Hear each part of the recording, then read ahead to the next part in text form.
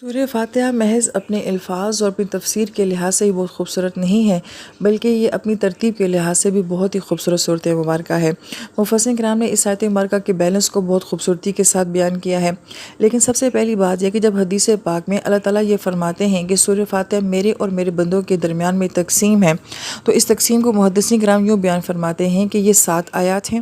اور ان 7 آیات کو اگر دیکھا جائے تو 3 آیات ایسی ہیں جو اللہ تعالیٰ کی ذات کے بارے میں ہیں، اللہ تعالیٰ کی ذات کے تعارف کے بارے میں ہیں، جیسے کہ الحمدللہ رب العالمین الرحمن الرحیم مالک یوم الدین،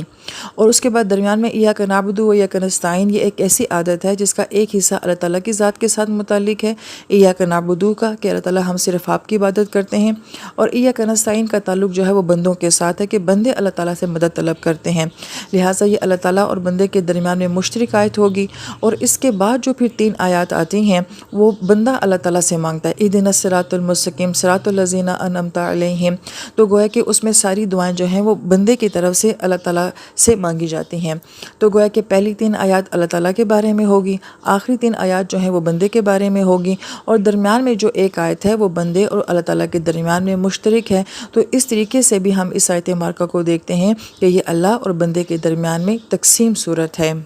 اور حدیث پاک میں جس انداز میں اس کو بیان کیا گیا ہے کہ پہلے انسان اللہ تعالیٰ کی حمد و ثنا بیان کرتا ہے، تو اللہ تعالیٰ جو ہے وہ اس کو اس کی حمد و ثنا کے جواب میں جواب دیتے ہیں، وہ ہم حدیث جو ہے وہ بخاری شریف میں دیکھ سکتے ہیں۔ اور پھر یہ کہ ایک حصے میں انسان اللہ تعالیٰ کی حمد و ثنا اور تعریف کرتا ہے، اور دوسرے حصے میں انسان اللہ تعالیٰ سے جو ہے وہ مانگتا ہے، تو گویا کہ یہ بھی ایک طریقے سے بیلنس انداز ہے کہ ایک حصے میں اللہ تعالیٰ کو پکارے جانا ہے اور دوسرے حصے میں اللہ تعالیٰ کا بندے کو نوازنا ہے۔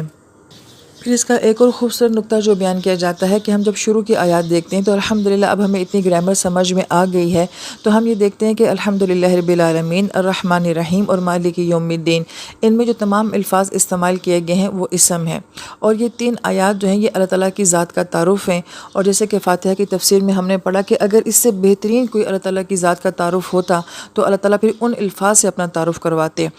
اور چونکہ یہ قرآن کی ابتدا میں آئے ہیں لہٰذا یہ بہترین تعارف تھا اللہ تعالیٰ کا جو اللہ تعالیٰ نے اس قرآن کی ابتدا میں اپنا کروا دیا ہے، لہٰذا ان تینوں آیات میں اللہ تعالیٰ اپنا تعارف جو ہے وہ اسم کے ساتھ کرواتے ہیں، اور گرامر کے لحاظ سے ہم یہ بات جانتے ہیں کہ اسم جو ہوتا ہے وہ مضبوط ہوتا ہے اور فعل جو ہوتا ہے وہ کمزور ہوتا ہے، کیونکہ اسم میں استقامت ہوتی ہے جبکہ فعل جو ہوتا ہے وہ غیر مستقل ہوتا ہے۔ یہ ہمیں گرامر کے لحاظ سے بات سمجھ آ گئی ہے، جیسے کہ اسم کا کوئی ماضی، حال اور مستقبل نہیں ہوتا، مگر فعل کا ماضی بھی ہوتا ہے، حال بھی ہوتا ہے اور مستقبل ہوتا ہے، گویا کہ فعل جو ہوتا ہے وہ تبدیل ہوتا رہتا ہے۔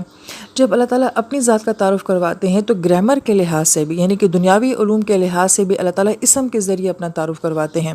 اور اس کے بعد جتنی بھی آیات آتے ہیں ایاک نعبد و ایاک نستعین سے لے کے مغضوب علیہم ولا الضالین تک، اس کے بعد فعل استعمال ہو رہے ہیں، تو گویا کہ اس کا تعلق جو ہے وہ انسان کے ساتھ ہے، اور چونکہ انسان کمزور ہے تو اس کے لیے الفاظ بھی جو ہیں وہ گرامر کے لحاظ سے یا دنیا کے ظاہری علوم کے لحاظ سے جو ہیں وہ کمزور الفاظ جو ہیں اس کے لیے استعمال کیے گئے ہیں۔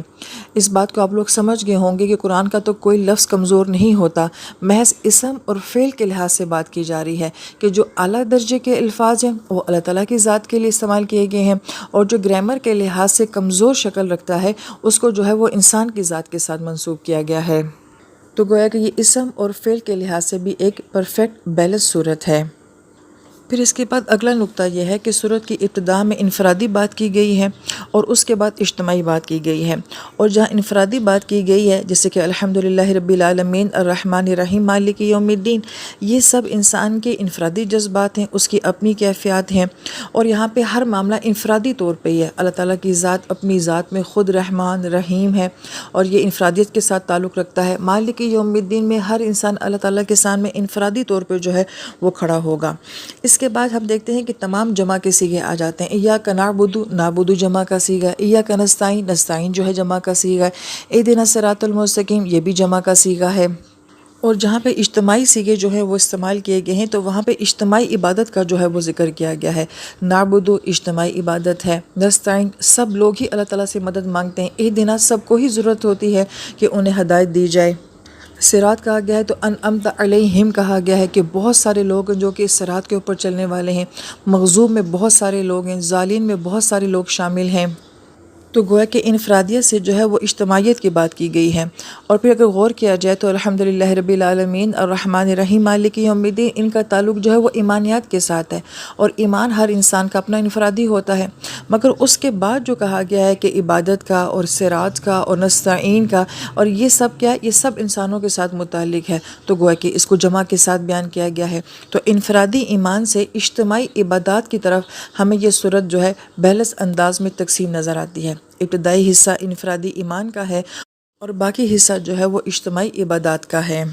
پھر سورہ فاتحہ کو اگر اس انداز سے دیکھا جائے کہ فاتحہ کی ابتدا جو ہے وہ 3 آیتیں علم کے بارے میں ہیں، اور باقی تمام آیات جو ہیں وہ عمل کے بارے میں ہیں۔ الحمدللہ رب العالمین الرحمن الرحیم مالک یوم الدین، اس میں صرف جو ہے وہ علم دیا گیا ہے، بلکہ اس کے بعد آنے والی جتنی بھی آیات ہیں اس میں سب جو ہے وہ عمل کی بات کی جا رہی ہے۔ تو لہٰذا علم اور عمل کے لحاظ سے بھی ہمیں یہ صورت مبارکہ ایک بہترین بیلنس نظر آتی ہے۔ پھر مفسرین کرام یہ فرماتے ہیں کہ دنیا میں ہمیں 3 طرح کے لوگ نظر آتے ہیں۔ ایک لوگ وہ ہوتے ہیں جو علم اور عمل والے ہوتے ہیں، وہ ہدایت والے ہوتے ہیں، وہ صراط مستقیم والے ہوتے ہیں۔ ایک وہ لوگ ہوتے ہیں جن کے پاس علم ہوتا ہے مگر عمل نہیں ہوتا ہے، اور ایک وہ لوگ ہوتے ہیں جن کے پاس عمل تو ہوتا ہے مگر علم نہیں ہوتا ہے۔ تو گویا کہ اگر سورہ فاتحہ میں دیکھا جائے تو انہی 3 طرح کے لوگوں کی بات کی گئی ہے کہ صراط مستقیم وہ لوگ جو علم اور عمل والے ہیں، مغضوب جن کے پاس علم ہے مگر عمل نہیں، ظالم جن کے پاس عمل ہے مگر علم نہیں۔ تو گویا کہ تینوں لوگ جو ہیں وہ ہمیں سورہ فاتحہ میں نظر آ جاتے ہیں۔ اور اسی بات کو مفسرین کرام یوں بیان فرماتے ہیں کہ گویا کہ پوری فاتحہ میں ہمیں 5 نکات نظر آتے ہیں کہ ابتدائی آیات علم کے بارے میں ہیں، پھر عمل کی بات کی جاتی ہے، اور پھر یہی 3 کیٹیگری کے لوگ جو ہیں وہ صراط مستقیم، مغضوب اور ظالم سے جو ہیں وہ بیان کر دیے جاتے ہیں۔ تو گویا کہ ہم جب اللہ تعالیٰ سے دعا مانگتے ہیں تو ہم علم کو بھی مانگتے ہیں، پھر ہم عمل کو مانگتے ہیں، پھر ہم ہدایت کا سوال کرتے ہیں، اور 2 راستوں سے ہم پناہ مانگتے ہیں کہ ہمیں مغضوب نہیں چاہیے اور ہمیں ظالم نہیں چاہیے۔ تو گویا کہ ایک مکمل دعا جو ہے وہ ہمیں سورہ فاتحہ کی صورت میں نظر آتی ہے۔ پھر اس کے بعد مفسرین کرام یہ فرماتے ہیں کہ نبی علیہ السلام کا یہ مبارک معمول تھا کہ جب آپ قرآن پاک کی تلاوت کو مکمل فرما لیتے تھے تو سورہ ناس کے ساتھ جو ہے آپ سورہ فاتحہ کو ملا لیا کرتے تھے۔ اس کی ایک وجہ مفسرین کرام یہ بھی فرماتے ہیں کہ تلاوت کا سلسلہ جو ہے وہ جاری رہے، مگر اس کے ساتھ ساتھ مفسرین کرام یہ فرماتے ہیں کہ سورہ فاتحہ میں اور سورہ ناس میں آپس میں خوبصورت الفاظ کا ربط بھی نظر آتا ہے۔ یہ ربط ہمیں مثبت اور منفیت کے لحاظ سے بھی نظر آتا ہے، اور ایک اجتماعی اور انفرادی لحاظ سے بھی ربط نظر آتا ہے۔ مثلاً کہ سورہ فاتحہ کی ابتدا جو ہے وہ الحمدللہ رب العالمین سے ہے، تو الحمدللہ ایک مثبت عمل ہے، جبکہ سورہ ناس میں کل اعوذ برب الناس کہا گیا ہے، اللہ تعالیٰ کی پناہ مانگی گئی ہے، تو ظاہری بات ہے کسی منفی چیز سے بچنے کے لیے اللہ تعالیٰ کی پناہ کو مانگا گیا ہے۔ تو مثبت اور منفیت جو ہے ان کا کمبینیشن ہمیں نظر آتا ہے۔ پھر سورہ فاتحہ میں ہمیں رب العالمین نظر آتا ہے، جبکہ سورہ ناس میں ہمیں برب الناس نظر آتا ہے۔ پھر الرحمن الرحیم آتا ہے، جبکہ یہاں پہ کل اعوذ برب الناس یعنی کہ ناس کا ذکر کیا گیا ہے، وہاں رحمان الرحیم کا ذکر کیا گیا ہے۔ تو رحمان اور رحیم میں تو ہر چیز مثبت ہی مثبت ہے، خیر ہی خیر ہے، جبکہ ناس کے اندر منفیت ہوتی ہے، اس میں شر بھی ہوتا ہے۔ پھر سورہ فاتحہ میں مالک یوم الدین ہے، اور جبکہ سورہ ناس میں مالک الناس ہے۔ تو مالک اور ملک جو کہ ہم نے پیچھے تفسیر میں جان لیا تھا، ان دونوں کا آپس میں ربط نظر آتا ہے۔ پھر اس کے بعد سورہ فاتحہ میں آتا ہے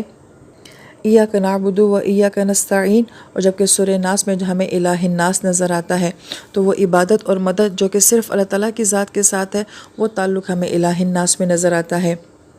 پھر سورہ فاتحہ میں ہم اہدنا الصراط المستقیم کہتے ہیں، صراط الذین انعمت علیہم کہتے ہیں کہ صراط مستقیم چاہیے، اور اس میں انعام یافتہ لوگوں کا ہمیں راستہ دکھانا ہے۔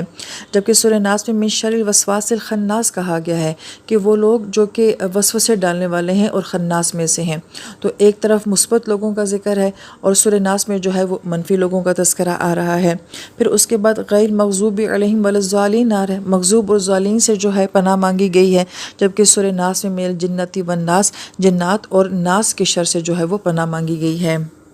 لہٰذا مفسرین آپ یہ فرماتے ہیں کہ پورا قرآن پڑھنے کے بعد ہمیں جو بات سمجھ آئے گی کہ ہمارا اللہ تعالیٰ کی ذات کے ساتھ 2 طرح کا تعلق ہوتا ہے، خوف اور امید کا۔ اگر محض خوف ہو، امید نہ ہو، تبھی یہ تعلق فائدہ نہیں دیتا، اور اگر محض امید ہی امید ہو اور خوف نہ ہو تو تبھی یہ تعلق فائدہ نہیں دے گا۔ اور یہ بیلنس بھی ہمیں سورہ فاتحہ میں نظر آتا ہے کہ الحمدللہ رب العالمین الرحمن الرحیم میں ہمیں اپنے رب کا تصور صرف محبت اور رحم کی صورت میں نظر آتا ہے، مگر مالک یوم الدین کے ساتھ اس کو بیلنس کیا گیا ہے کہ ایک دن ایسا آئے گا کہ وہ ہر عمل کا جو ہے وہ حساب بھی لیں گے۔ تو گویا علم، عمل ہو، خوف اور امید ہو، انفرادیت اور اجتماعیت ہو، اسم اور فعل ہو، دنیا ہو اور آخرت ہو، ظاہر اور باطن ہو، ہر طرح کا خوبصورت بیلنس جو ہے وہ ہمیں سورہ فاتحہ میں نظر آتا ہے۔ لہٰذا ہم اپنے محدود علم کے مطابق جو ہے اس سورہ فاتحہ کی خوبصورتی کو بیان کرنے کی کوشش کر رہے ہیں، مگر اس صورت مبارکہ کے اندر اللہ پاک نے کیا کچھ رکھا ہوا ہے وہ ہمارے علم سے بالاتر ہے۔ بس ہمارے غور و فکر کرنے کے لیے اتنی بات ہی کافی ہے کہ جس صورت کو اللہ تعالیٰ نے نماز کا حصہ بنا دیا ہے اور اس کو ایک دن میں کئی مرتبہ پڑھنے کے لیے ہماری زبانوں پہ جاری کر دیا ہے، یقیناً اس صورت میں بہت خاص بات ہوگی جو کہ اللہ کی ذات ہی بہتر جانتی ہے۔